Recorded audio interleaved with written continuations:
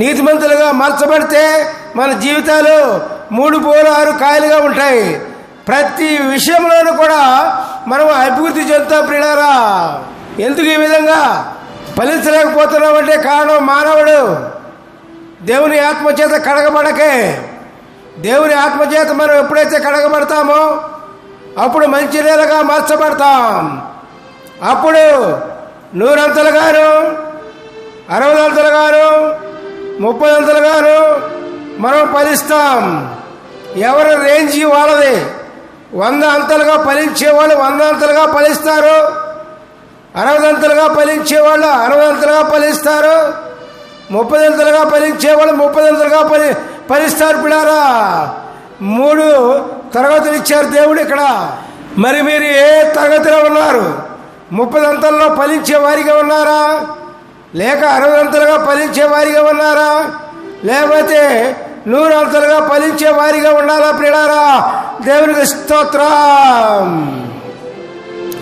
100 అంతలుగా ఫలించే వారిగా ఉంటే మరి దేవుని మార్గం సునాయాసంగా ఉంటుంది. ప్రియులారా, దేవుని మార్గం మనకు దేవుడే ఉండి మనల్ని చేపట్టుకుని నడిపిస్తూ ఉంటారు.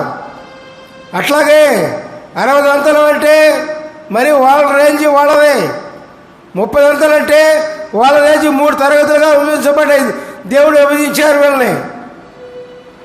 మంచి నేలగా మార్చబడిన వాళ్ళని 3 తరగతులుగా విభజించారు. ఏంటవి? 100 అంతలుగా మార్చబడిన వారు కొందరు, 60 అంతలుగా మార్చబడిన వాళ్ళు కొందరు, 30 అంతలుగా మార్చబడిన వాళ్ళు కొందరు. అందరూ ఒకేలాగా ఉండరు, ఒకే తరగతిగా మార్చబడలేరు. ఎందుకంటే వాళ్ళ కెపాసిటీ, వాళ్ళ యొక్క విల్ పవర్ అనమాట. దేవునికి స్తోత్రం, హల్లెలూయా, ప్రైజ్ ది లార్డ్. మనిషికి విల్ పవర్ ఉంటుంది. విల్ పవర్ అంటే ఏంటి అర్థం చెప్పండి? సామర్థ్యం. ప్రతి మనిషికి సామర్థ్యం ఒకేలాగా ఉండదు, వేరువేరుగా ఉంటుంది. ఆ వేరువేరుగా ఉన్నప్పుడు అదే ఇక్కడ యేసుప్రభు వారు చెప్తారు, 100 అంతలుగాను 60 అంతలుగాను 30 అంతలుగాను. అంటే ఎవరి సామర్థ్యం ప్రకారంగా వాళ్ళు జీవిస్తారన్నమాట. మన సామర్థ్యం ఎంత ఉంది? మన సామర్థ్యం ప్రకారం మనం దేవుని ఆత్మచేత కడగబడి మనం జీవిస్తాం.